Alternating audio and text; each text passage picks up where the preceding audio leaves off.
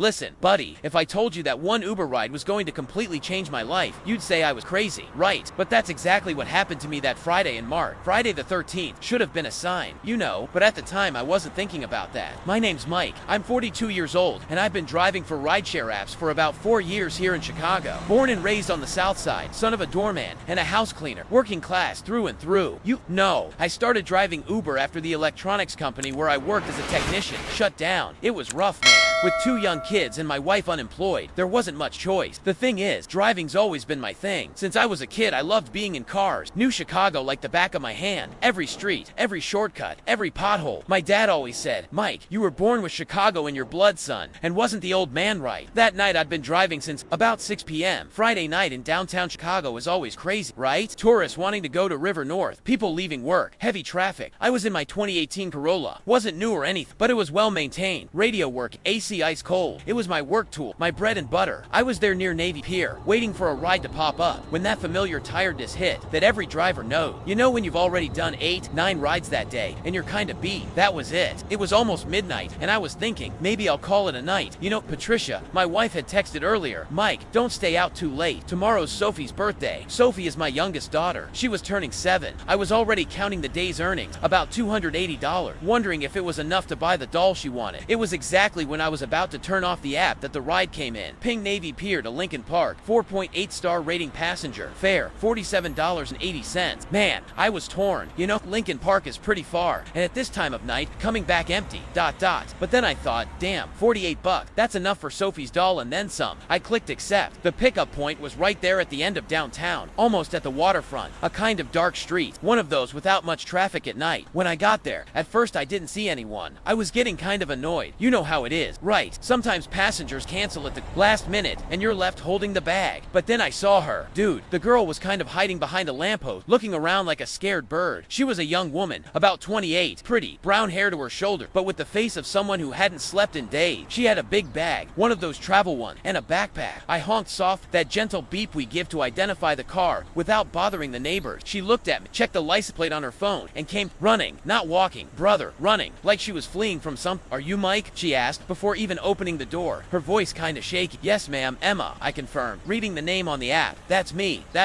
and she jumped into the back seat like a rocket, closing the door quickly and ducking her head. Can you go? Please, can you go now? Look man, in 4 years of Uber, I've picked up everything. Drunk, druggy, people crying, people fighting on the phone, couples hooking up in the back seat, I swear to God, but I'd never seen anyone with that much fear. You okay miss? I asked, already starting the car. Something happening. She didn't answer right away. She kept looking through the back window, like she was expecting someone to appear. Just ...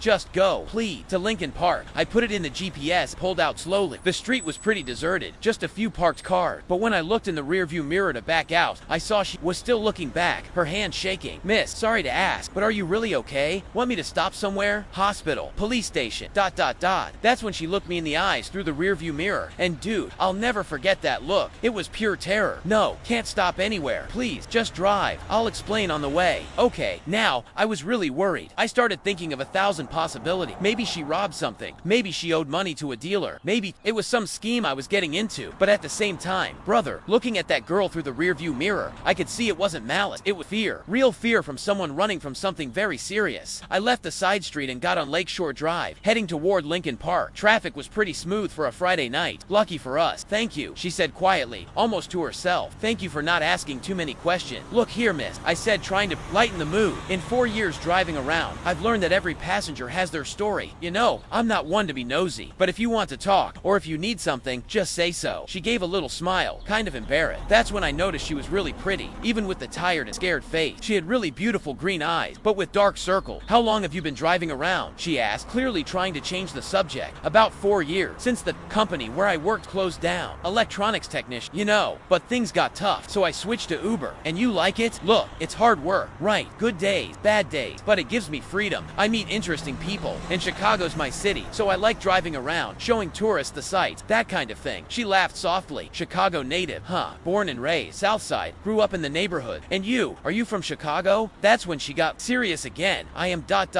or was. I don't know anymore. Man, that answer threw me for a loop. What did she mean was? But I didn't push, just kept driving. I was getting to the downtown area when her phone started ringing. And look, it wasn't a normal ring. It was one of those insistent rings. ring that would ring, stop for a second, and ring again, and again, and again. She looked at her phone and turned white as a sheet. Aren't you going to answer? I asked. I can't, she whispered. I can't answer. The phone wouldn't stop. It rang about 15 times straight. She turned it off, but in less than a minute it started ringing again. That's when I looked in the rearview mirror and saw it. A black Honda Civic, about 3 cars behind us. At first I didn't think much of it. There are tons of black Civics in Chicago, but something, I don't know, an instinct, made me pay attention to that car. Emma, I said slowly, are you being followed? She turned around quickly, saw the car, and started hyperventilating. Oh my god, it's him. It's really him. Him who missed. Calm down, Brad. My ex, how did he find me? How now? Her phone was ringing constantly. She wasn't even looking anymore, just curled up in the seat, crying. Look here, Emma, I said, trying to stay calm. Take a deep breath. Are you sure it's him? I'm sure. Black Civic license plate ending in 7. I memorized that damn plate. I looked in the rear view mirror again. From far away I couldn't see the plate, but the car was still there, keeping its distance. Okay, here's what we're going to do. I'm going to make some maneuvers here to make sure he's really following us. If he is, we'll figure out what to do. Okay, she just nodded, still crying. Dude, I never thought I'd live through something like this. Action movies were just on TV, you know, but there I was, with a desperate woman in my car, and some creep chasing us. Already entering the highway, I made a sudden lane change to the left. The Civic did the same thing. I went back to the right, so did he. No doubt about it. The guy was really following us. Yeah, miss, someone's definitely on our tail. I confirm. Now tell me, who's this Brad, and why is he after you? Emma wiped her tears and looked at me through the rear view mirror. In that moment, I saw a decision forming in her eye. Mike, I'm going to tell you everything, but first, I need to ask you something. Shoot, don't take me to Lincoln Park. Change the destination, and please, ...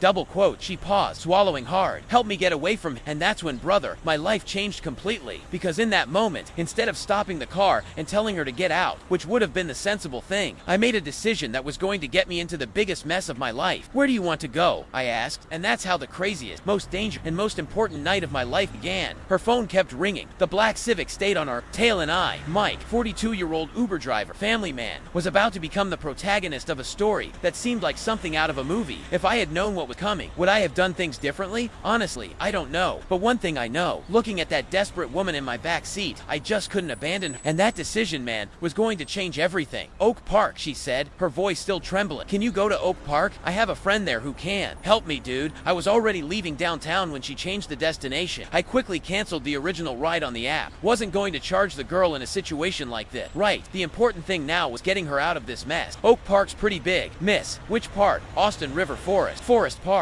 Park, she answered, looking at her phone. That wouldn't stop ringing. The screen kept lighting up and going dark. The name Brad appeared every time. Maple, the street, near the shopping center. I knew the area well. About 40 minutes from there. If traffic cooperated, I adjusted the GPS and pressed a little harder on the gas. The black Civic was still back there, keeping its distance. 3 cars between us, but always present, like a shadow. You know. Emma, now you're going to tell me this story straight, I said, trying to sound firm, but not scare her even more. Who's this Brad, and why are you so afraid of him? She took 3 deep breaths before starting to talk. The phone kept ringing. Must have been the 15th call in a row. Mike, this is very hard to tell. Look here, Miss Sigrith, I don't know about you, but I've got some creep following me by car in the middle of the night. I think I have the right to know what I'm getting into. You know, just then, the phone stopped ringing. The silence was almost worse than the noise. Okay, you're right. She wiped her tears with her sleeve. Brad is ... was my boyfriend. We dated for 2 years, and bad breakup. Mike, he used to hit me. Holy shit. The way she said it, so direct, caught me off guard. It wasn't self-pity. It wasn't drama. It was a fact. Cold, painful. It started slowly. You know, first it was just yelling, then pushing, then slapping. He always apologized after, said it was work, that he was stressed. ...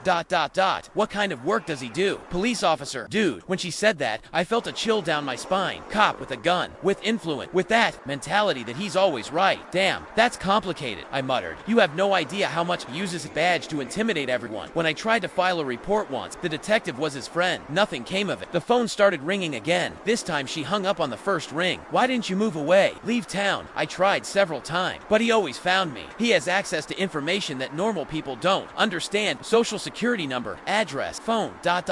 He found out everything. I took Lakeshore Drive, trying to maintain constant speed. Traffic was calm for a Friday night, which was good and bad at the same time. Good because I could keep distance from the Civic. Bad because if he wanted to speed up and catch us, it would be easy. And today, what happened today that made you decide to run? Emma was quiet for a while. When I looked in the rearview mirror, I saw she was touching a scar on her arm. He gave me an ultimatum. Said if I didn't come back to his place tonight, it would be worse for me. Worse how? Mike said he was going to kill me, and it wasn't an empty threat. Last week, he put his gun to my head. Man, I was speechless. speechless. That girl was literally running to save her life, and you're going to your friend's house in Forest Park. Jessica, we studied together in college. She said I could stay there a few days until I get organized to leave Chicago for good. That's when her phone started ringing again, but this time it wasn't just rings. Messages started coming in, one after another. The phone wouldn't stop beeping. What messages are those? She looked and turned pale.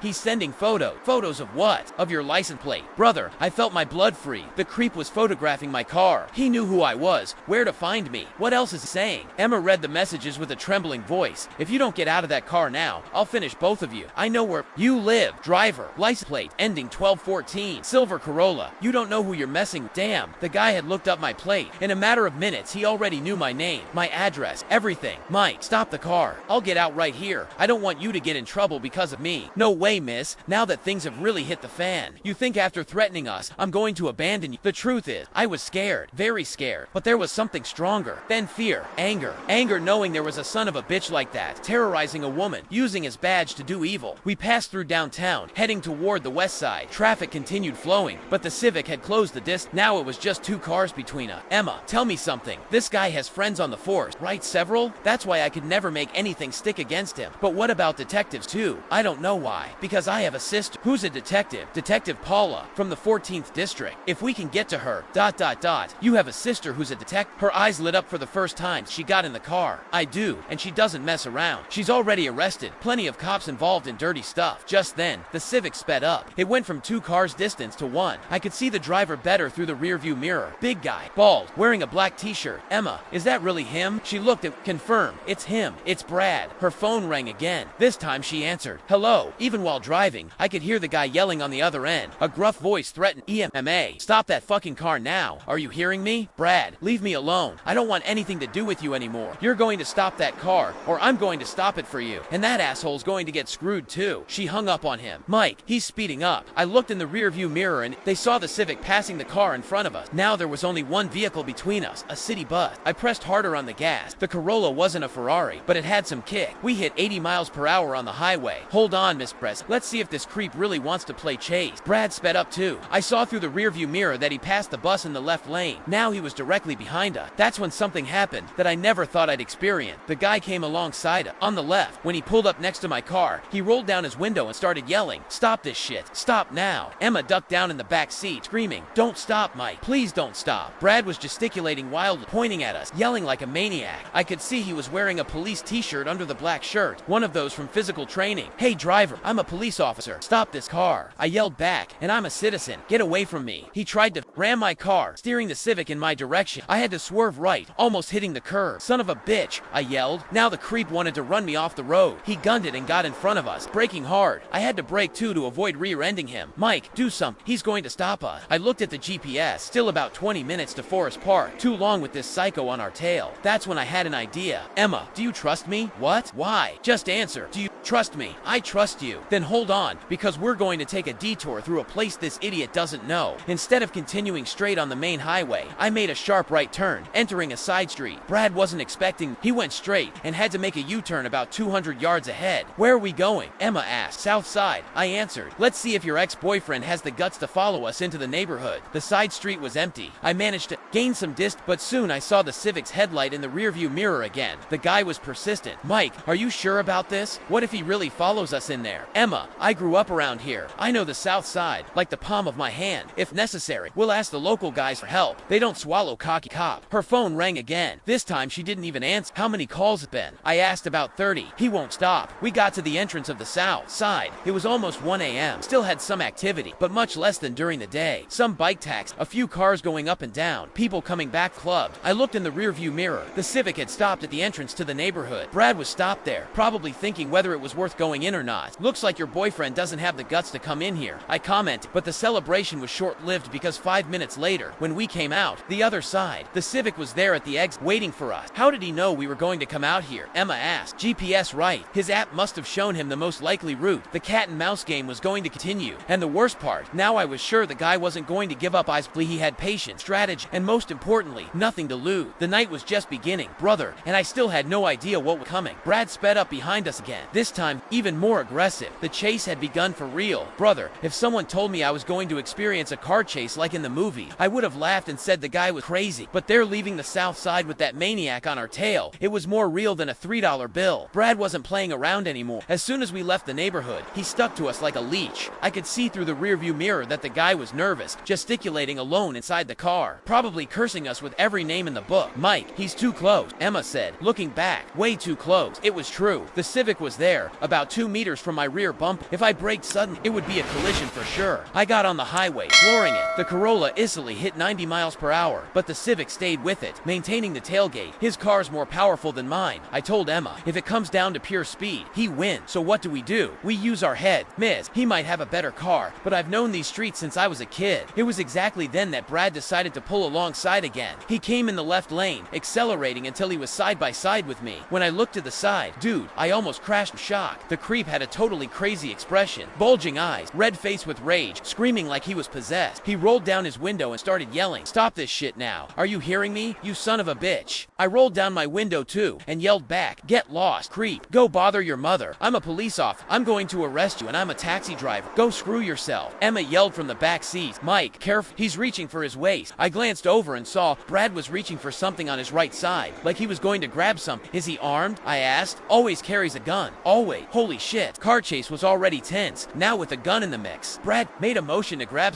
probably the gun, but he was driving with only one hand. I took advantage of his distraction and floored it, getting away from him. "You're not going to get away from me, you piece of shit," he yelled, speeding up behind us. Dude, that's when something clicked inside me. You know when you make a decision that changes everything? That was it. Instead of trying to get to Forest Park and drop Emma off at her friend's house, I decided I was going to really help her. "Emma, listen here," I said, still speeding up. "Change of plans. What do you mean? We're not going to Forest Park anymore. We're going to my sister's house." "But doesn't she live far?" "She lives on the west side, but it's not about distance. It's because she's a detective and she's on duty tonight." Brad continued on our tail, honking, flashing his lights, doing everything to intimidate me. "Mike, are you sure? He could hurt you at work, in your life." "Miss, look," I said, taking the curve toward the west side. "I have 2 daughters. If someday some asshole decides to do to them what this Brad does to you, I'd want someone to help them. You get it?" I saw through the rearview mirror that she was crying, but it wasn't tears of despair anymore. It was something else. "Thank you," she whispered. Now the chase had changed character. It wasn't a run to a friend's house anymore. It was a race against time to get to the police station before Brad did something stupid. I took the main avenue, heading toward the west side. Traffic was pretty light, advantage of the late hour, but that was also good for Brad, who could keep up without difficulty. "Emma, tell me something. Has this guy threatened other people because of you?" "Yes, he threatened my dad, my mom, my brother. That's why I went to live alone, so I wouldn't involve my family." "And does he follow through on his threats?" "Always. Once he beat up my cousin, just because the kid came to visit me. Man, this Brad, it was a real psychopath. Not content with beating his girlfriend, he went after the whole family till we got to the shopping district when Brad decided to attack again. This time, he didn't come alongside. He came from behind, accelerating to ram the back of my car. "Hold on," I yelled, swerving to the shoulder. The Civic went straight and braked hard in front of us, trying to stop us. I had to make a sharp maneuver to the right, leaving the main road and entering a side street. "Where are we?" Emma asked. "West Side neighborhood. We're going to cut through the local street." I knew that area well. When my brother-in-law lived there, I always visited. I knew every street, every shortcut, every exit. I made 3 quick turns, right, left, right again. Through the smaller streets, I managed to gain advantage. Brad took a seconds to figure out where we'd gone. "I think we managed to lose him," I said, slowing down a bit. But the celebration was short-lived. 2 blocks later, I saw the Civic's headlight in the rearview mirror again. "How does he always manage to find us?" Emma asked. "GPS, right. His app shows him the streets we take, so he'll always know where we are." "Not necessarily. There are places where GPS doesn't help much." I got back on the main avenue and continued toward the west side. I was going to take a longer route, but through places where I had the advantage. Emma's phone started ringing again. She didn't even look. "How many calls has it been so far?" I asked. I stopped counting at 50 calls. The guy was really obsessed. "Emma, explain something to me. How did you two meet?" "Jim, he was a CrossFit instructor. I had just graduated in architecture, wanted to get in shape, ...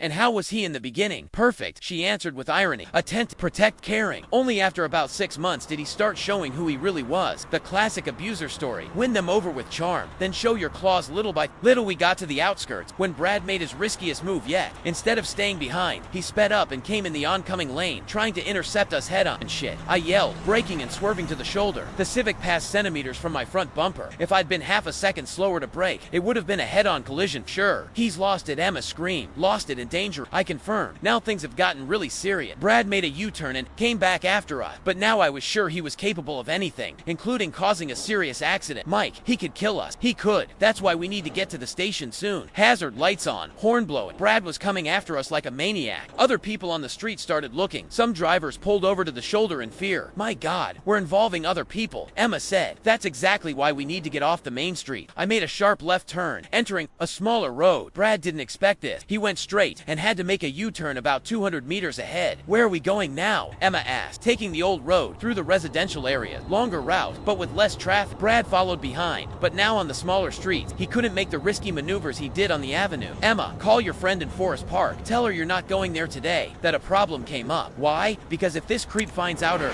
dress, he might go there later. Better not involve anyone else. She called Jessica and quickly explained the situation. Her friend was worried, offered to help, but Emma said she'd found another solution. We took the back road, passing through the residential area, an area I knew well. Had some cousins who lived there. How much longer until we get to station? Emma asked. About 20 minutes, if traffic's not too bad. 20 minutes that felt like 20 hours. With that Brad on our tail, it was when we passed over the highway overpass that the worst moment of the entire chase happened. Brad managed to pull alongside again, this time on the right. When I looked to the side, I saw he had something in his hand. Mike, Emma screamed. He's got the gun. It was a black pistol. The creep was pointing it at us, yelling for us to stop the car. Stop now, OR. I'll shoot, he yelled. Dude, my blood froze. One thing is a car chase. Another thing is having a gun pointed at you at 80 mph. Get down, Emma. Get down. She threw herself on the car floor. I sped up and threw myself to the left, getting out of his line of fire. Brad sped up too, trying to pull alongside again. But then I did something that only someone who knows the streets of Chicago really well can do. Instead of continuing straight on the main road, I turned sharply right, entering an alley that led to a housing complex. A narrow little street with speed bump, no exit on the other side. Where are you going? Emma asked, still crouched down. Trust me, Miss Street Knowledge. I entered the complex, made 2 turns, and stopped the car behind a building, turning off the headlight. Why did we stop? Just wait. We stayed there, in the dark, listening. About 30 seconds later, we heard the sound of the Civic passing on the main street, speeding, looking for us. He went straight. I whispered, and now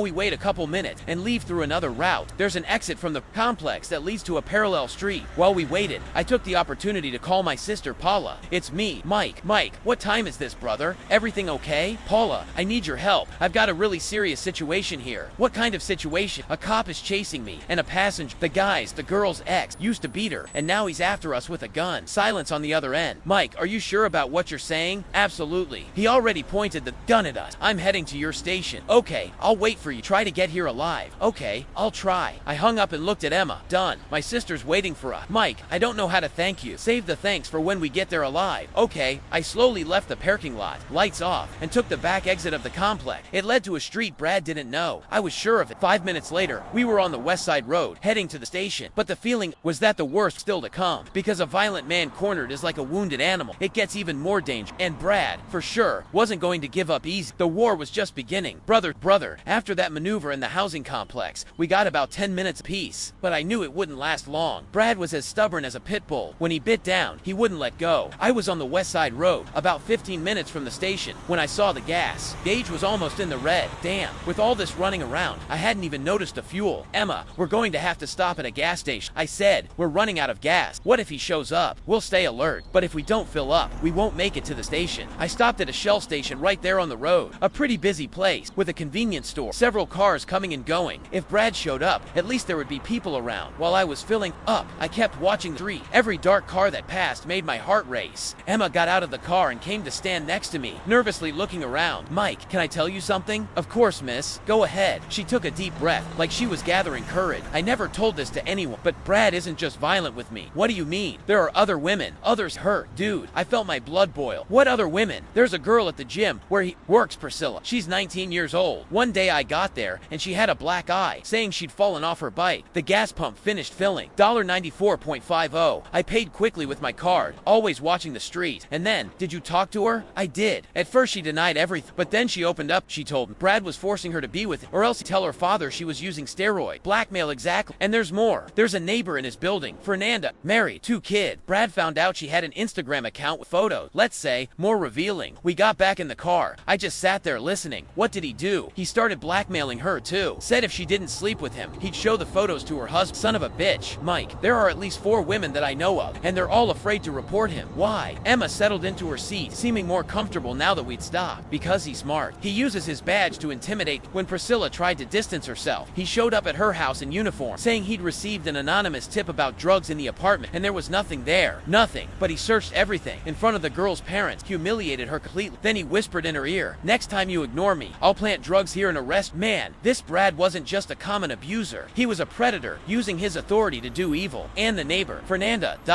That's the worst story. Emma stopped to breathe. I could see she was holding back tears. She tried to file a report got to the police station, told everything to the investigator. You know what happened. Tell me. The next day, Brad showed up at her door, with the photos printed out. Said if she didn't drop the charges, he'd spread the photos at her kid's school. And she dropped them. She dropped them, and she had to move neighborhood, because he wouldn't stop stalking her. Damn, the situation was much worse than I'd imagined. It wasn't just one case of domestic violence. It was a scheme, a pattern of behavior. Emma, how did you find out about all that? By accident. I was at the mall with him once, and we ran into Priscilla. The girl was terrified, stuttering, couldn't look us in the face. After that, I started noticing other things. ...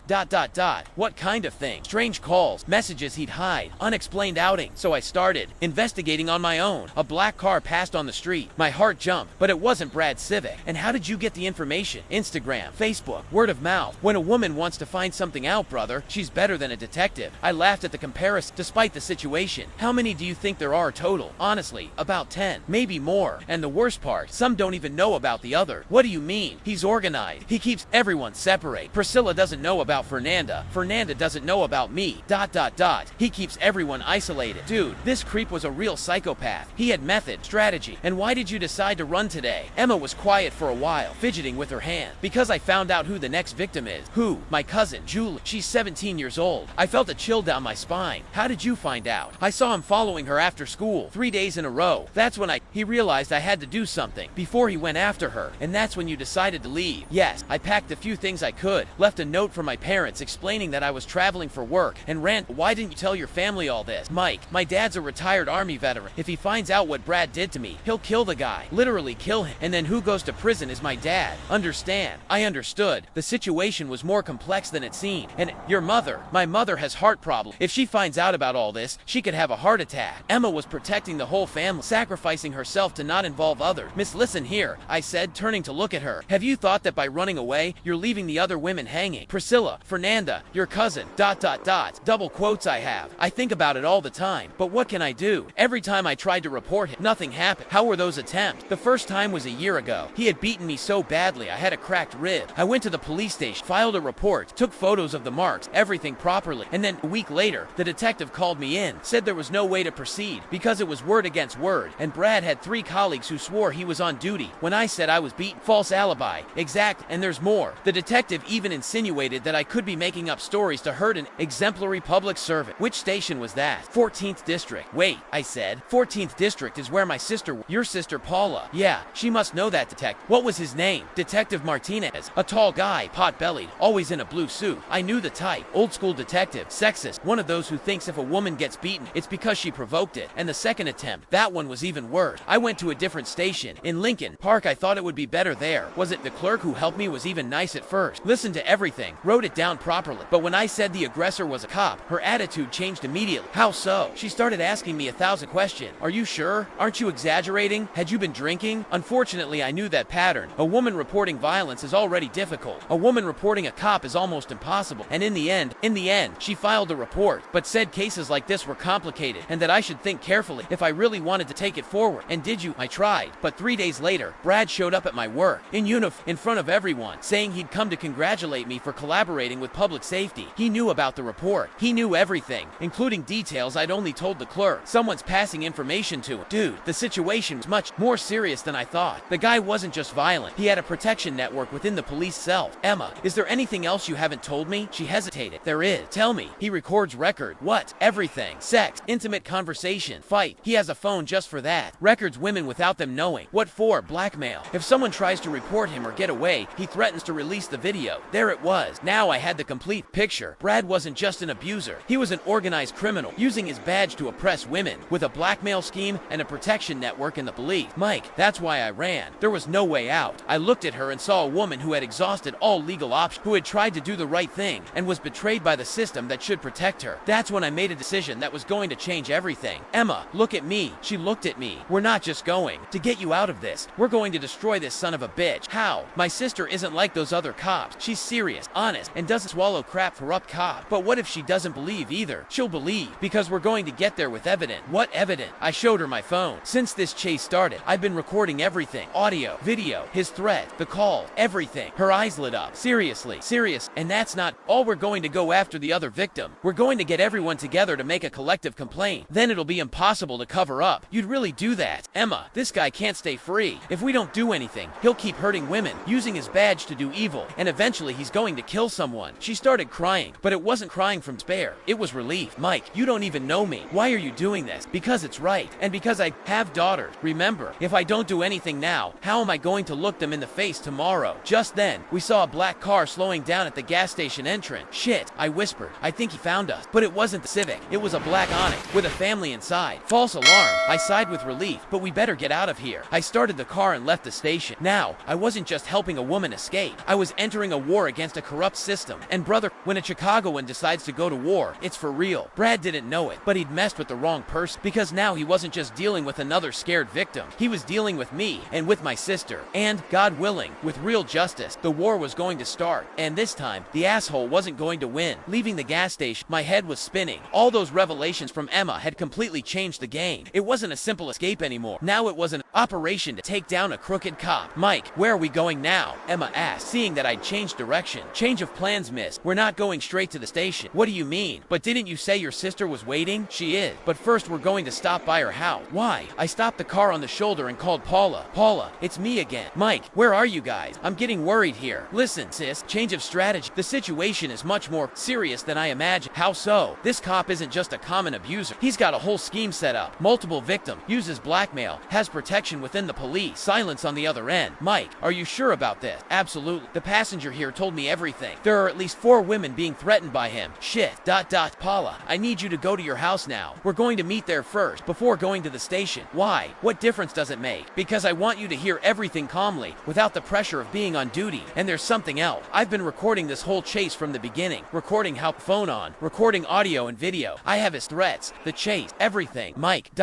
this could be evident. Exactly. But I need you to guide me on how to do this the right way, so there's no legal problem later. Paula thought for a few seconds. Okay, I'll leave here now and go home. Can you guys get there without this creep on your tail? I'll try. He must be looking for us all over the area. Be careful, bro. If he's really as corrupt as you're saying, he could be extremely dangerous. He's already dangerous. The guy already pointed a gun at us. What, Mike? You guys have to come here now. Calm down, Paula. Everything's under control. We'll be there in half an hour. I hung up and explained the plan to Emma. We're going to my sister's house first. She needs to hear your complete story, understand the whole scheme, before we make the official complaint. Makes sense. But what if Brad shows up? If he shows up, even better. Then we have more recorded material. I took out my phone and showed her. The recording had been running for almost 2 hours. Mike, you're really smart. It's not being smart, miss. It's survival. And just, I left the shoulder and headed toward the west side, where Paula lived. Her own apartment, in a gated community. A safe place for us to get organized. I'd been on the road for about 10 minutes when I saw in the rearview mirror, high beams flashing back there. Emma, look back. Discreetly, she turned slowly and went white. It's him. How did he manage to find us again? Must have been driving around the area until he found us. Brad's Civic was coming fast, closing the distance rapidly. Mike, he's coming very fast. I know, but now the game has changed. What do you mean? Before we were running. Now we want him to follow us. Are you crazy? Listen here, Emma. If we get to my sister's house and he shows up there, making a scene, threatening, in front of a detective, it's definitely a crime. He's going to get screwed. She stopped to think. What if he shoots first? He won't shoot. At least not in front of a detective's house. He's smart. Knows that would be stupid. Brad pulled alongside on the left. This time, I didn't speed up.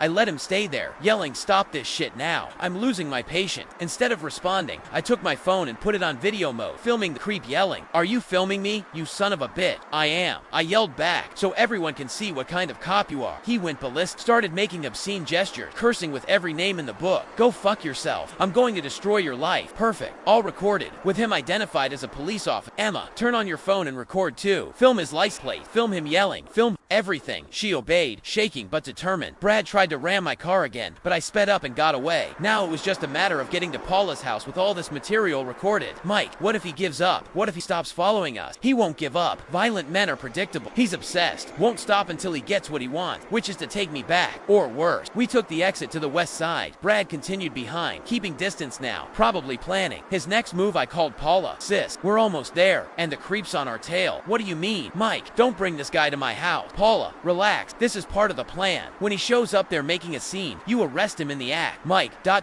Trust me, sis. I know what I'm doing, and I'm recording everything. Okay, but I'm calling for backup. Perfect. We arrived at Paula's community Riverside Garden. Electronic gates, security booth, cameras everywhere. I stopped at the booth and talked to the guard. Good evening, Joe. I'm here to visit Miss Paula. Hi, Mike. She already told me. You can go in. Joe, one thing. If a guy in a black Civic shows up here in a bit, making trouble, call the police right away. Okay, something happening. Just a little situation. But if he comes, don't let him in. Got it? I entered the community and parked in front of Paula's building. Block C, apartment 302. She was already at the window, waiting. Emma, let's go up. Leave. The car right here. We ran upstairs. Paula opened the door before we knocked. Mike, are you guys okay? We are. Paula, this is Emma. Emma, my sister Paula. The two greeted each other quickly. Come in, come in. I want to hear this whole story. We'd barely sat on the couch when Emma's phone started ringing. It's him, she said. Answer on speaker. Paula asked. I want to hear. Emma answered. Hello, Emma. I know where you are. I'm coming in there to get you. Brad, stop this. Leave me alone. You're mine. And that asshole driver is going to get screwed too. Paula signaled to me, asking for the phone. She spoke loudly. Who am I speaking with? Silence on the other end. I asked, who am I speaking with? Who are you? Brad responded. His voice changed. Detective Paula Sinta, Chicago Police Department. You just threatened people in my presence. What's your name and identification? Total silent. Hey, coward cop. Where's the tough guy act now? Brad hung up on her. Done. Paula smiled. Now he knows he stepped in it. Will he leave? Emma asked. No. He'll get even angrier. Men like this don't accept being humiliated by a woman. It didn't take 5 minutes before the commotion started downstairs. Brad arrived at the community honking, yelling, making a huge scene. Hey guard, you son of a bitch. Open this door. I'm a police officer. Perfect, Paula said. Now he's going to make the mistake I was waiting for. Paula opened the window and yelled, hey, tough guy, come up here to talk to me. Who are you to order me around? I'm a detective, and you're disturbing the peace and making threat. Want to come up, or should I come down with handcuffs? Brad was quiet for a few seconds, probably processing the information. I don't believe you. Where's your ID? Paula took out her badge and showed it through the window. See that? Now get out of here before I arrest you. I'm a cop too. Police officer, cop who threatens civilians and makes scenes at gated community. What an example. That's when the patrol car Paula had called arrived. 2 officers got out and went to talk to Brad. Good evening. We received a call about disturbing the peace. I saw through the window Brad showing his badge to his colleague. The guys talked for a few minutes, probably him making up some story. After about 10 minutes, the patrol car left, but Brad stayed there. Why didn't they arrest him? Emma asked. Cop protecting cop. Paula answered. But he made a mistake, staying here after the police left. That means he's acting on his own, without backing from the department. Brad started circling the block, looking for other entrances to the community. Paula, call the police again. I suggested. No, now I want him to do even more stupid stuff. The more evidence, the better. We stayed there at the window, watching Brad stop his car on the street behind the community and climbed the wall, trying to jump inside. Now we've got it. Paula yelled, breaking and entering. Mike, film this. I took out my phone and recorded Brad jumping the wall, falling on the other side, getting up and running toward the building. Joe, Paula yelled to the guard, call the police now. There's an intruder in the community. 3 minutes later, Brad was banging on Paula's apartment door. Open this door. I know you're in there. Paula looked at me and Emma. You guys want just then it's now. Mike, keep recording. Emma, stay behind the door to hear everything. Paula opened the door, but left the security chain on. What do you want? I want Emma. She's my girlfriend, and I came to get her. She doesn't want to go with you. She's going, whether she wants to or not. Are you threatening me? I'm saying I'm coming in there and taking her by force. Perfect. Threat. False imprisonment. Breaking and entering. All recorded. All in the act. That's when the second patrol car arrived. This time it was 4 officers. Brad ran downstairs to talk to them first, trying to control the narrative. But Paula was already going down too, with her badge in hand. Good evening, colleagues. Detective Paula Santo. This man broke into my community, jumped the wall, came to my apartment, and made direct threats. But detective, he's also a police officer. ... So what? Can cops break into private property? Can they threaten civilians? The 4 officers were uncomfortable. Protecting cops versus hierarchy. Besides, Paula continued, I have recordings of everything, and witness. Brad tried to argue. Detective, you don't understand. That woman up there has my girlfriend. She was kidnapped. Kidnapped? Paula laughed. She's here of her own free will. In fact, she's filing a complaint against you for domestic violence. That's a lie. Then why didn't you wait for us to get to the station tomorrow to resolve this civilly? Why all this chase, these threats? Brad couldn't answer. That's when Paula delivered the final blow. Colleague, you're going to take this man to the station? Arrested for breaking and entering, threats, disturbing the peace, and harassment. Tomorrow we'll sort out the rest. But detective double quote, no but, do your duty. Brad was handcuffed, protesting, yelling that it was all injustice. When the patrol car left with him, Paula came back up to the apartment. Done. Phase 1 complete. Phase 1, I asked. Mike, we've just started. Tomorrow, I want to hear Emma's whole story, see her recording, and build a case that's going to end this son of a bitch's career. Emma collapsed on the couch, crying with relief. Is it over? She asked. Not even close. Paula answered. Now the war really begins. But this time, we're on the right side of the law. And brother, looking at my sister at that moment, I was sure of one thing. Brad had messed with the wrong family. Justice was going to be served, and it was going to be beautiful to watch. Brother, if there's one thing I've learned in life, it's that sometimes just takes time. But when it arrives, it comes with everything. And that early morning from Friday to Saturday, at the 14th District Station, justice hit Brad like a tsunami. After all that commotion at Paula's community, we went up to her apartment to get organized. Emma was shaking like a leaf, but for the first time since she got in my car, I saw a glimmer of hope in her eye. Mike, do you think it'll work this time? She asked me, wiping her tear. It will, miss. My sister doesn't mess around. And now we have material to bring down this asshole. Paula was on the phone, organizing everything. I heard her talking to someone from the station. Martinez, prepare the deposition room and call the duty staff to be on standby. We're going to have a delicate situation here. That's right, involves a cop. No, it's not protecting cops. It's a real criminal in uniform. When she hung up, she came to sit with us on the couch. Look, guys, I called the station and already organized everything. We're going down now and doing this right. How so? I asked. Emma's going to give a formal statement. You're going to hand over the recording, and I'm going to open an investigation immediately. But there's more. What more? Paula smiled in a way I'd known since childhood. It was her smile when she was about to strike. I called the civil police system to check this Brad's record. And guess what? Just tell us, sis. There's an arrest warrant out for him from 3 months ago. Domestic violence against another woman, a Priscilla Santo. Emma almost fell off the couch. Priscilla, I told you about her. The girl from the gym. Right, she managed to make the complaint stick at a station in a suburb. But Brad was never arrested because he had protection here in the city. Brother, that's when I understood the scope of this thing. He wasn't just a common abuser. He was a fugitive from justice. Paula, you mean that? I mean, when this son of a bitch shows up at my station, I won't need much to arrest him. The warrant already exists. I just need to execute it. We went down to the car. It was almost 3 a.m., but Paula said she'd left the team on standby waiting. On the way to the station, she explained the plan. Mike, when we get there, you're going straight to the computer to transfer those recordings. I want everything saved in at least 3 different places. Got it. Emma, you're staying with me to give your statement. I'll do everything by the book, with a lawyer, witness the whole thing. And Brad, Emma asked. Brad, well, Brad will show up. Violent men are predictable. He won't be able to stay away, especially knowing you're filing a complaint. But what if he shows up armed? Even better. Then I have him for illegal gun possession too. We arrived at the station, a kind of old building, but busy even at night. Paula greeted the duty staff. Guys, this is the situation I mentioned. Detective Martinez, did you prepare everything? All ready, detective. Room be cleared. Recording equipment working. Perfect. Mike, come with me. Let's transfer this material before anything else. I sat at a desk with a police computer, one of those old ones that takes forever to boot up. But it worked. I transferred all the videos and audios I'd recorded. Brad yelling in the car, the threat, the chase, everything. Damn, Mike, Detective Martinez said, watching the footage. You recorded 2 hours straight. From the moment I realized things were getting weird, driver's intuition. You know, dude, this here is solid evidence. The guy handed himself over on a silver platter. While I organized the recording, Paula was in the next room with Emma, taking the official statement. Through the glass, I could see Emma telling everything. The abuse, the blackmail, Brad's whole scheme. That's when I was finishing saving the files that I heard the noise outside. Vroom, vroom, vroom. Horn blowing non-stop. Tires screeching on asphalt. I think we have a visitor. Detective Martinez commented, looking out the window. It was Brad's black Civic, parking sideways in front of the station. The creep got out of the car like a maniac, slamming the door hard. Where's that bitch? I know she's here. Paula came out of the deposition room and went to the reception. Emma stayed inside. Protected. What kind of manners are those for entering a police station? Paula said, still without identifying herself. Brad looked at her with disdain. Who are you? Detective Paula Santos, in charge of this unit. And you are. Brad's face changed immediately. He realized he'd screwed up. I'm Sergeant Brad Silva, police department. I came here about a situation.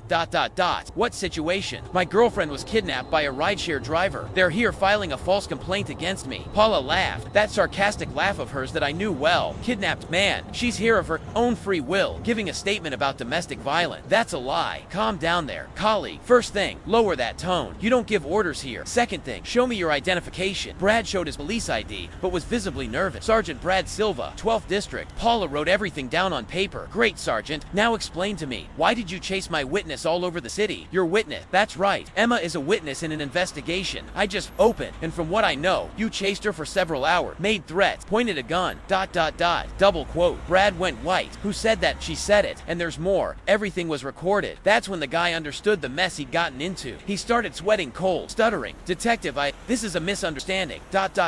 Double quote. Misunderstanding my ass. Martinez, the detective appeared. Yes, detective. Run a check on the system. Sergeant Brad Silva, Police Department 12th District. Brad tried to protest. That's not necessary. ... Isn't it? Then why are you so nervous? Martinez typed on the computer and in 2 minutes had the answer. Detective, there's an arrest warrant. Domestic violence, threats, assault, issued by the 8th District 3 months ago. The silence in the station was total. Even the other cops stopped talking to pay attention. Paula looked at Brad with that face of someone who just caught a big fish. So, Sergeant, fugitive, still think this is a misunderstanding? Brad tried to run. Literally tried to run. He turned around and bolted toward the door. Get him, Paula yelled. 3 officers on duty blocked the exit. Brad struggled, yelled, cursed, but was subdued. Let me go. You don't know who you're messing with. We do. Paula, a fugitive from justice, who just handed himself over on a silver platter. While they handcuffed Brad, he looked at me with pure hatred. You son of a bitch. You screwed me. Not me, brother. You screwed yourself when you decided to beat women. Paula approached the handcuffed Brad. Sergeant, besides the warrant that already existed against, now you're facing some more charges. Threats, stalking, disturbing the peace, breaking and entering, ...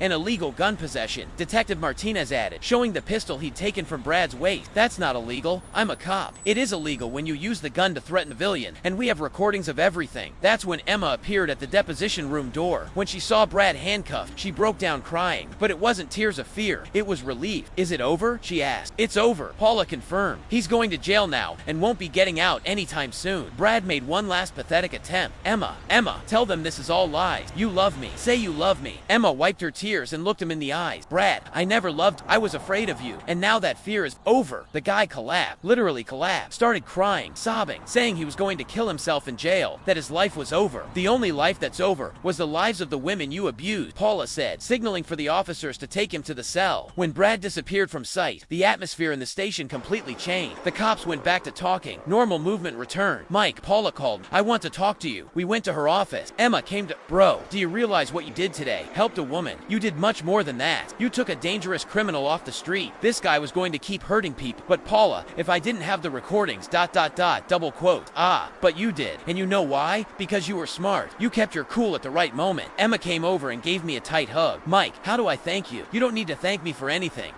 Any decent person would do the same thing. No, they wouldn't. Most people would have told me to get out of the car at the first opportunity. Paula shuffled some papers on her desk. Well, guys, there's still work ahead. Emma, your statement was crucial, but now we need to contact Brad's other victim.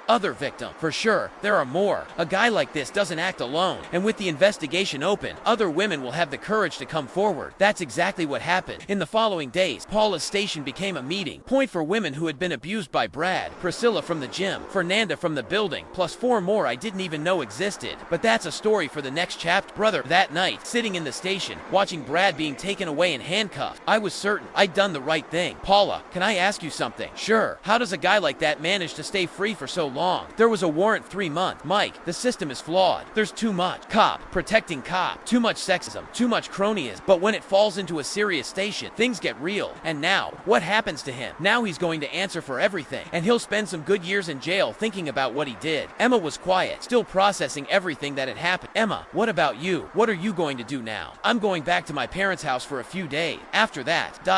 I don't know. Maybe I'll move to another city after all. You don't need to run anymore, Paula said. With a restraining order and him in jail, you can rebuild your life right here. It was almost 6 a.m. when we left station. The sun was rising, the city's movement beginning. It seemed symbolic. You know, a new day starting for everyone. I took Emma to her parents' house, a simple apartment in Lincoln Park. When we got there, the whole family was waiting. Her mother started crying when she saw her daughter. My daughter, what happened? We were worried sick. Emma told them everything quickly. Her father, a man about 60 years old, strong with the face of a retired military man, came to shake my hand. Man, thank you so much. You saved my daughter. Any father would do the same thing. Mr. Francisco, no, they wouldn't. You risked your life for a stranger. Not just anyone does that. I left there with a strange feeling. Exhaustion, relief, but also sadness. Sadness, knowing there are men who do what Brad did, and joy knowing there are still people willing to help. I got home around 8 a.m. Patricia was awake, worried. Mike, where were you? I tried calling 1,000 times. I told her everything. At first she was angry. You could have died. But then she was proud. My hero, husband, she said, giving me a kiss. Not a hero, honey. I just did what was right. That day, I didn't even work. I slept until 2 in the afternoon. Woke up still processing everything. When I turned on my phone, I had about 50 messages. WhatsApp, Instagram, even Facebook. News of Brad's arrest had spread. Other rideshare drivers sharing, congratulating, telling similar story. One guy wrote, "Dude, you set an example for the whole profession. Drivers like you honor the job." Another brother, "You were a warrior." How many of us have been in similar situation and just minded our own business? And there was one that got to me. "Mike, my sister was abused by her ex last year. I wish someone like you had appeared to help her." Brother, reading that gave me a lump in my throat. How many women need help every day? How many times do we close our eyes pretending it's not our business? That night, I couldn't work properly. I kept thinking about the relief on Emma's face when she saw Brad handcuffed. I thought about the other victim who were going to have the courage to come forward now. And I thought about one thing. Sometimes God puts us in the right place at the right time to make a difference in someone's life. That ride that was going to be just another one on my spreadsheet had become the most important thing I'd ever done in my life. And the best part, the story was just beginning. Because the next day, Sunday, my phone rang. It was Emma. "Mike, everything okay? Can I talk to you?" "Of course, miss. Everything all right. It's just that more women appeared. A lot more. And they want to meet you." Brother, that's when I understood that that night hadn't just changed Emma's life. It had changed mine, too. And in a way I couldn't even imagine yet. Man, if I tell you that in the 3 days following Brad's arrest, my life turned upside down, you'll think that's not enough. Brother, it was craziness like in the movie, except this time, it was real. And I was right in the middle of the hurricane. Monday morning, early, my phone wouldn't stop ringing. First it was Paula, my sister. "Mike, you need to come to the station now. Urgent." "What's up, sis? Did something happen?" People showed up here. A lot of people, all wanting to talk about Brad. Dude, when I got to the 14th district, the scene was surreal. There was a line of women waiting to give statements. Not 2 or 3, 12 women who had suffered at the hands of that asshole. The first one I saw was Priscilla, that 19-year-old girl from the gym that Emma had told me about. She was there with her mother, shaking like a leaf, but firm in her decision. "Are you the driver?" she asked when she saw me. "Yes, ma'am." "Miss, thank you," she said, starting to cry. "Thank you for giving us courage." Damn, man, I didn't know what to say. I never thought one Uber ride would have this kind of impact. Paula called me aside. "Mike, this became a case. Victims appeared from different neighborhoods, different ages, similar story. Brad wasn't just an abuser, he was a serial predator." "What do you mean serial?" "Look, there's a 17-year-old girl, there's a married 35-year-old woman, there's a 42-year-old divorcee. He didn't have a specific type. What he wanted was control, power." The station was like an anthill. Journalists trying to get in, lawyers arriving, other cops giving support. I'd never seen anything like it. "And Emma, how is she?" "She's fine. We already got the restraining order, and she's moving to Denver this afternoon. She has a cousin there who's going to help her start over." Dude, I felt a tightness in my chest. The girl was leaving, and I hadn't even had a chance to say goodbye properly. "Paula, can I talk to her before she travels?" "Sure. She even asked about you earlier." While I waited for Emma to arrive to say goodbye, I kept watching the movement. Every woman who went in to give a statement came out different, still hurt, but with a look of relief, you know, like someone who could finally breathe. Fernanda, that neighbor of Brad's, suffered blackmail, arrived with her husband. The guy was furious. If I had known what that bastard was doing to my wife. "Calm down, brother," I said. "Now the important thing is that he's going to pay for everything. You're the driver who saved them." Saving is a strong word, right? I just did what any decent person would do. I just drove. Man, the women had the courage. That's when something appeared that amazed me. Rideshare drivers started showing up to Uber, Lyft, DoorDash, Postmates, a bunch of people I didn't even know. "What's up, partner?" A guy driving a yellow Sentra greeted me. "You're Mike, right?" "Dude, your story reached the drivers group. You became a legend." "Brother, legend. How damn, man. You faced a corrupt cop, saved a woman, even recorded everything for evidence. That's hero stuff." Hero my ass. I was just a family man trying to do the right thing. But then they started telling me stuff that left me jaw-dropped. "Mike, you don't know, but your story is already going around WhatsApp groups of drivers all over the city." "How so?" "Dude, there's audio, there's video, there are screenshots. People are sharing to show that we can also make a difference." You know, an older driver who must have been about 6 came over. "Son, in 30 years driving taxi and Uber, I've never seen courage like yours. You showed that we're not just drivers, we're citizens." Man, I won't lie. I was getting kind of embarrassed with all the praise, but at the same time, I was understanding what they meant. The driver profession is kind of undervalued, right?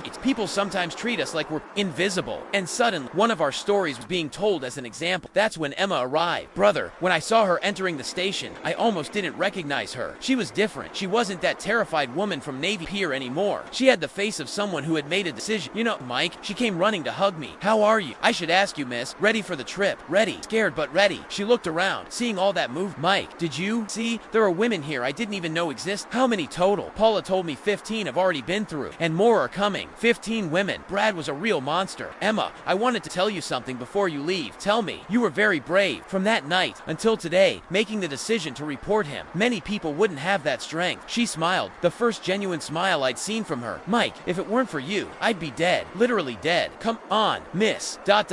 No, I'm serious. serious. He had said that if I tried to run away again, he was going to kill me, and I believed. Just then, Paula appeared. Sorry to interrupt, but Emma, I need you to sign some papers before you travel. Of course, detective. While they went to handle the paperwork, I stayed there in the station courtyard, talking to the other driver. That's when a guy told me something that stuck with me. Mike, you don't know, but your story already reached the suburb. I have a cousin who drives in Aurora, and he said the guys there are talking about you. What are they saying? That there are honest drivers in Chicago, that we can trust each other when things get tough. It was Wednesday when things started getting more serious for Brad. Paula called. Mike, hot news. Brad was kicked out of the police force this morning. Seriously, already? Already. Internal Affairs was quick this time. With so many victims, so much evidence, it became impossible to keep on the force and the case it. Oh man, he's going to answer for so much stuff. I don't even know if it's worth listing everything. Assault, threat, false imprisonment, abuse of authority, corruption, corruption. We found out he was taking money to not cite certain drug spots in his area. It's a real mess. Brother, the guy wasn't just an abuser. He was a complete criminal. Paula and the other victim, how are they? Better, much better. Knowing he lost power, that he can't use his badge to intimidate anymore.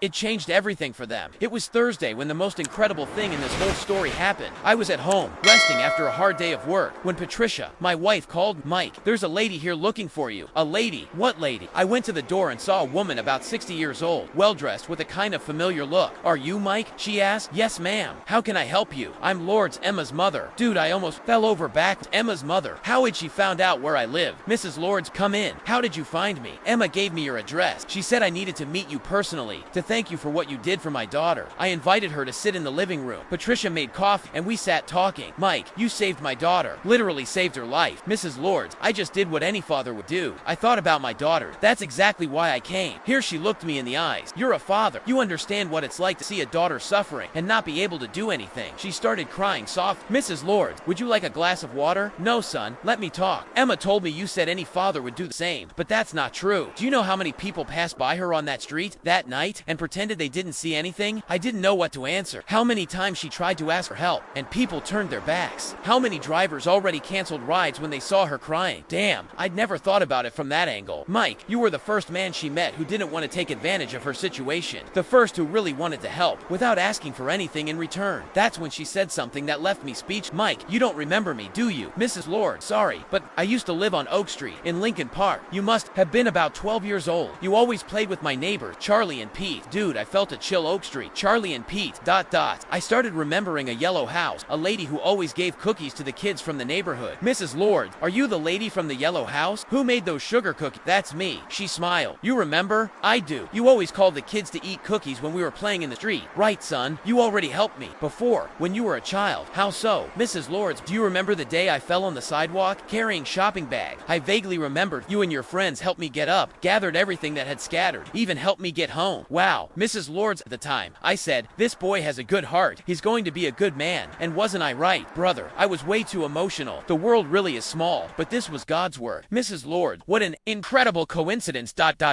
No coincidence zone. This is divine providence. God put you in my daughter's path exactly when she needed it most. We talked for another hour. She told me Emma was already adapting well in Denver, that she got a job at an architecture firm, that she was doing therapy, and she said she wants to invite you to be the godfather at her wedding. Wedding? Is she already dating? No. But she said when she finds someone worthwhile, she wants you as godfather. She said you showed her what a real man should be like. Man, when Mrs. Lords left, I stayed there on the house porch thinking about life, about how things connect in ways we can't even imagine. My wife came to sit next to me. Mike, what an incredible story.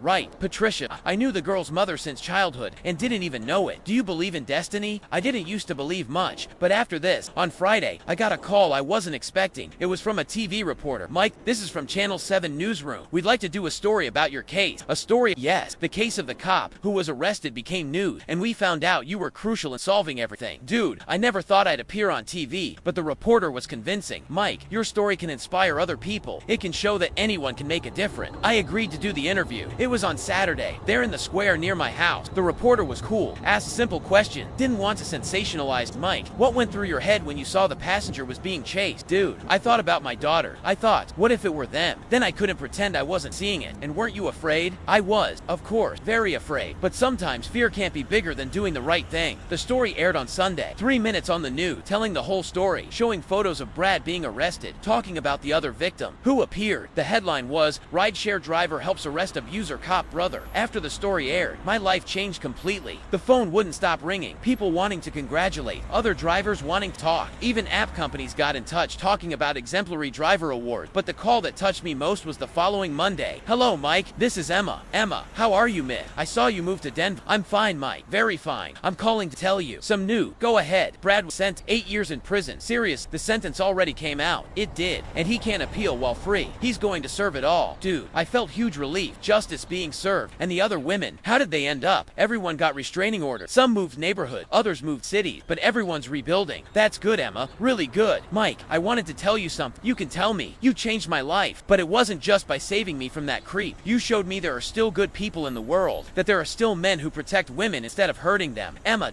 let me finish. Because of you, I was able to believe in myself again. I had the courage to start over. And more than that, I was able to forgive Brad. Not because he deserves, but because I deserve to live without anger in my heart. Brother, this girl had a strength she didn't even know. She had Mike when I get married, and I will get married, because now I believe in love again. I want you as my godfather. Emma, I'd be very honored. And there's one more thing. Tell me, I'm dating. Serious, how fast? Calm down, she laughed. It's a guy from here in Denver. An architect too. He's different from everything I've ever known. Gentle, respect, patient, double quotes. And does he know your story? He knows everything, and he knows you're my hero. Actually, he wants to meet. Man, when I hung up, I kept thinking about how crazy life is. An Uber ride that seemed like it was going to be routine became one of the biggest adventures of my life. And the most incredible thing, it didn't just change Emma's life, it changed mine too. Because now I knew that when we do the right thing, even when we're scared, even when we're taking risks, the universe conspires in our favor. And that sometimes God puts people in our path, not just for us to help them, but for them to teach us what really matters in life. A week after that call, I received a package at home. It was from Denver. When I opened it, there was a photo of Emma smiling, next to a guy who seemed like good people, and a note. Mike, thank you for teaching me that there are still angels on earth. Some wear uniforms, some drive taxis, some save lives. You're all of these at the same time, with love and eternal gratitude. Emma, brother, I won't lie, I cried like a baby, but they were tears of joy, because for the first time in my life, I was absolutely certain I'd done the right thing, and that this ride, which started as just another night of work, had actually been the most important moment of my life, because there's nothing more beautiful in this world than knowing you made a difference in someone's life, and that when you least expect it, that difference comes back to you multiplied by 1,000. Brother, if someone had told me 6 months ago that ride on a Friday, the 13th, was going to completely change the course of my life, I would have laughed and said the guy was crazy. But man, life has those surprises that not even a soap opera writer could invent. It was a Tuesday in September when I got the call I've been waiting for 4 months. Mike, this is Emma. Emma, how are you, miss? It's been so long. I'm fine, Mike. Really fine. I'm calling to let you know I'm coming back to Chicago on Thursday. My heart raced. Since she'd moved to Denver, we'd kept in touch through WhatsApp, some messages here and there. She always sending photos of new place, telling how the new life was going. But it was different talking on the phone, hearing her voice again. How long are you staying? About 3 days. It's because of Brad's trial on Friday. Ah, the trial. I knew this moment would come, but I confess I'd kind of forgotten. Life had returned to normal, at least. What was normal for me? I kept driving Uber, picking up and dropping off people. Except now I was kind of famous among drivers. There was always someone who recognized me and came to talk about that crazy night. Mike, you'll be there, right at the trial. Of course, Emma. We agreed on that. Remember, I'm going to testify as a witness. But it's not just for that reason that I want you there. What do you mean? She was quiet for a few seconds. I'm nervous, Mike. Very nervous. Even after all this time, even with him in jail, I'm still afraid to see his face again. Emma, listen here. You're the bravest woman I know. You went through everything you went through. Started your life over. Even helped other women report him. You don't have to be afraid of anything. I know, but it's stronger than me. That's why I need you to be there. You give me strength. You know, dude, I won't lie. I was moved. 6 months later, and she still saw me as someone who gave her strength. That's priceless, brother. You can count on me, Emma. I'll be there. Thank you, Mike, from the bottom of my heart. So, how are things in Denver? You said you were dating. ...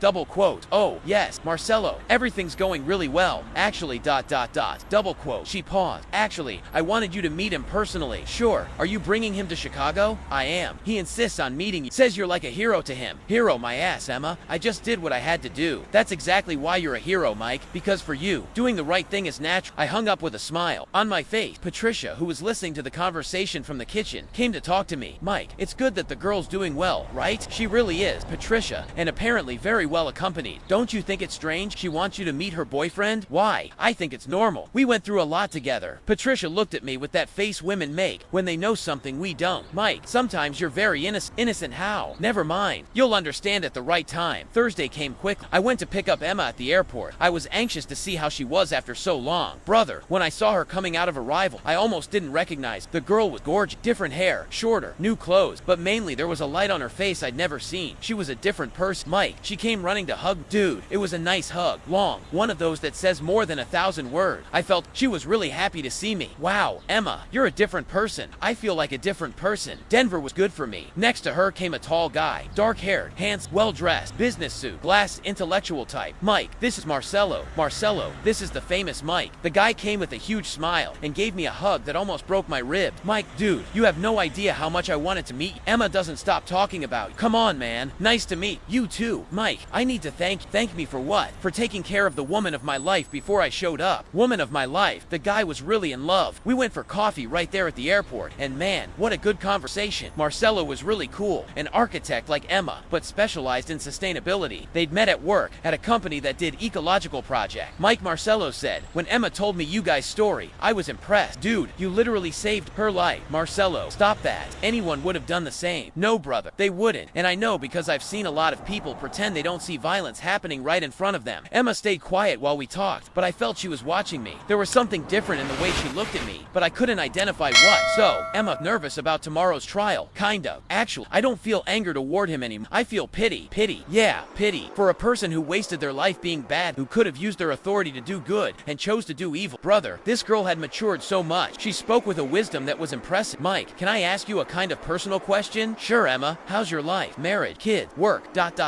Oh, everything's fine. Working, hustling, raising the girls, ... And Patricia, how did she react to this whole story? I found the question strange. Why did she want to know about Patricia? Patricia was proud. Said she did well marrying a man who doesn't run from responsibility when needed. Emma smiled, but it was a strange smile. Marcelo also got kind of uncomfortable. Did I say something wrong? No. Emma shook her head. It's just ... Well, never mind. We'll talk better tomorrow. I took them to the hotel in downtown where they were staying. During the trip, Marcelo told me about the projects they did in Denver, about how Emma had adapted well, about the plans they had together. We're thinking about getting married next year. He said seriously. Congratulations, man. Yeah, we haven't made it official yet, but ...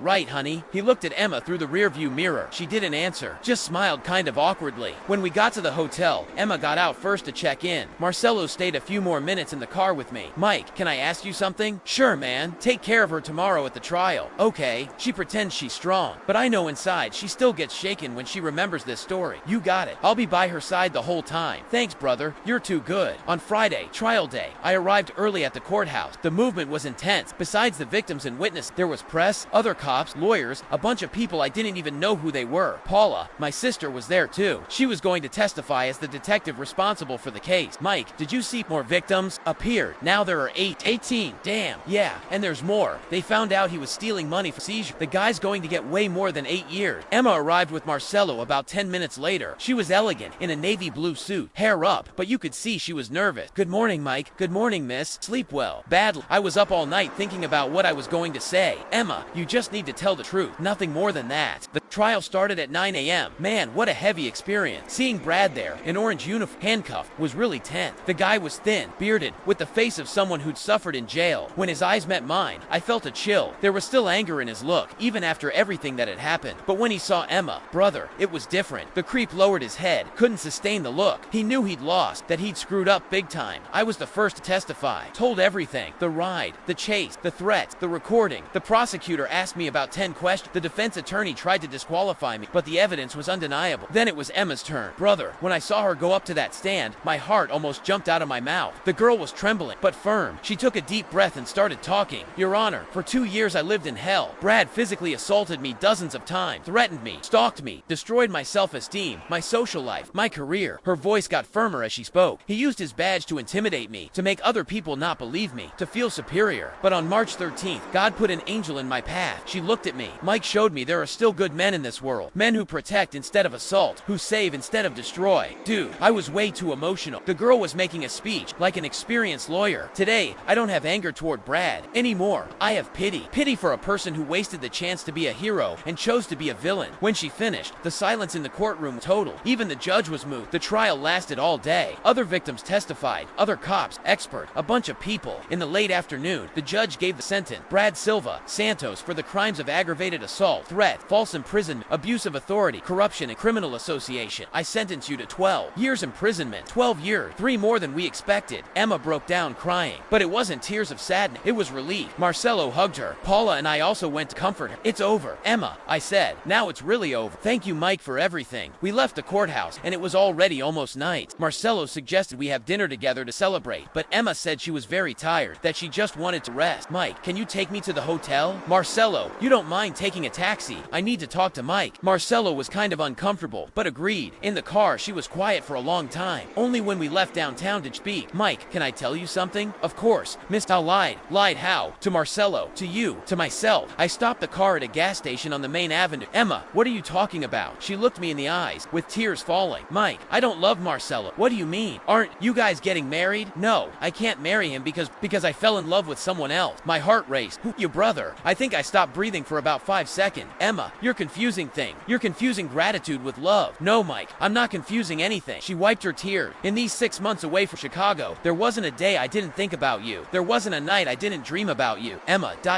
double quote. Let me finish. I tried. Mike, I swear I tried to fall in love with Marcelo. He's perfect, handsome, intelligent, caring, treats me well, ... But he's not you. Dude, I was in shock. Never, not in my wildest dream, did I imagine she could feel this way about me. Emma, you know I'm married, have daughters. I know, and I'm not asking for anything. I just needed to say it. I needed you to know. We stayed there, stopped at the gas station, in the middle of that heavy silence. My head was spinning. Mike, do you feel anything for me, besides friendship? The question I didn't want to hear, because the answer was going to change everything. Emma ...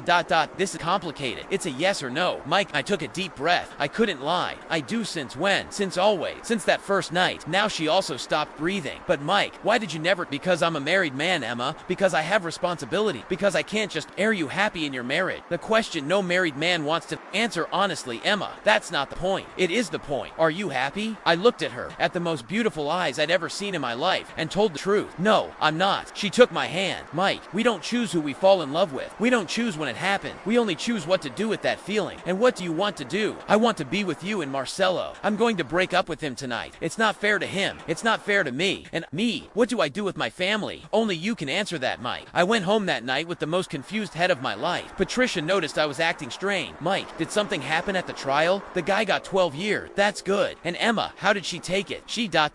She took it well. Mike, look at me. What's going on? How was I going to explain? How was I going to say I'd fallen in love with the passenger I saved? That she was also in love with me? That suddenly my life had turned upside down? Patricia, we need to talk. About what? About our marriage. She sat on the couch, already knowing she wasn't going to like what she was about to hear. Talk. Mike, Patricia, we haven't been happy for a long time. Mike ... Double quote. No, let me talk. We live like siblings, not like husband and wife. We don't talk. We don't have fun together. We don't have intimacy. And now you discovered this? No, I already knew, but I pretended everything was fine. And what changed? I took a deep breath. I fell in love with someone else. Patricia was silent for a full minute. It's Emma. It wasn't a question. It was a statement. How do you know? Mike, I'm a woman. We know these things. Since the first day you talked about her, I noticed there was something different. Patricia ... Mike, I'm not happy in this marriage either. We've only been together for the girls for years. And the girl, how are we going to explain to them? The girls already know we don't love each other anymore. Mike, children notice everything. We talked until dawn. It was painful. It was difficult, but it was honest. We decided we were going to separate, not out of anger, not out of resentment, out of honesty. On Saturday, I called Emma. Emma, we need to meet. Mike, how are you? Confused. Very confused. But I need to see you. Wherever you want. Can it be at the beach? At Navy Pier? Sure. We met at Navy Pier, at the same place, where everything had started 6 months ago. Irony of fate. So, did you talk to Marcelo? I did. We broke up. How did he take it? Badly. Very badly. But he understood. Deep down, he also knew there was something strange. Emma, I also talked to my wife. Her eyes lit up, and we're getting separated. She hugged me tight, cried, laughed, everything at the same time. Mike, does this mean that? ... It means we're going to have the chance to find out if what we feel is real. If it can work, it will work. I'm sure of it. How can you be sure? Because it was God who brought us together. Mike, it wasn't coincidence that you appeared in my life exactly when I needed it most. It wasn't coincidence that you're a detective's brother. It wasn't coincidence that your mother knew my mother in childhood. She was right. Too many coincidences to be just coincidence. Emma, it's going to be difficult. Separation, shame, the girls, ... Double quote. I know, and I'll be by your side for everything. Would you be willing to come back to Chicago? Mike, I'd be willing to go to the ends of the earth if it means being with you. Brother, I think it was at that moment I was sure. I loved this woman. Really loved her. In a way I'd never loved anyone. 1 year later, Mike, do you take Emma as your wife? In joy and in sorrow. In sickness and in health, for richer and for poorer, until death do you part. I do. Emma, do you take Mike as your husband, in joy and in sorrow, in sickness and in health, for richer and for poorer, until death do you part? I do. I now pronounce you husband and wife. Brother, when I kissed Emma there at the altar, I felt my life finally made sense. That all the difficulties, all the change, all the suffering had been worth it. Patricia was there in the church, with the girl. She'd become our real friend. Funny how when you stop pretending, things get better, even with the person you separated from. My sister Paula was the maid of honor. Mrs. Lord, Emma's mother, was in the front row, crying with joy. At the reception, Paula made a speech that stuck with me. Mike and Emma, you're proof that sometimes God puts people in our path, not just for us to save them, but for them to save us too. At the end of the night, when it was just me and Emma in the hotel room, she said to me, Mike, do you regret anything? What? Stopping to help me that night. If you had known everything that was going to happen, would you have done it differently? I looked at the most beautiful woman in the world, who was now my wife, and answered without hesitation, Emma. That was the most dangerous ride of my life, but it was also the most worthwhile. Why? Because it brought me you. Because it taught me that doing the right thing is always worth it. Because it showed me that true love exists. Mike, and because it made me understand something I'd never understood before. What? That sometimes God puts people in our path too, save other people, but sometimes those people end up saving us too. Brother, today, 2 years after that Friday the 13th, I can say with complete certainty, it was the night that changed my life forever, and changed it for the better, because I discovered there's nothing more beautiful in this world than knowing you made a difference in someone's life, and that when you do it with love, with sincerity, that difference comes back to you multiplied by 1,000. Emma saved me as much as I saved her. She taught me what real love is, showed me that life can start over at any moment, that it's never too late to be happy. Today we have a little daughter, Sophia, same name as my oldest daughter, because Emma said she wanted to honor my whole family. I still drive Uber, but now by choice, not necessity. It became my therapy, my way of meeting new people, hearing different stories, and whenever I pick up a female passenger who's in a difficult situation, who needs help, I remember that night, and I do everything I can to help, because I learned that we never know when someone will appear in our path who needs to be saved, and we never know when that person might end up saving us too. This is my story, brother, the story of the ride that changed my life. It was dangerous, it was crazy, it was unexpected, but it was worth every second, because it taught me that sometimes what seems like just another ordinary day can be the most important day of your life, and that when you do the right thing, even when you're scared, even when you're taking risks, the universe conspires in your favor, always.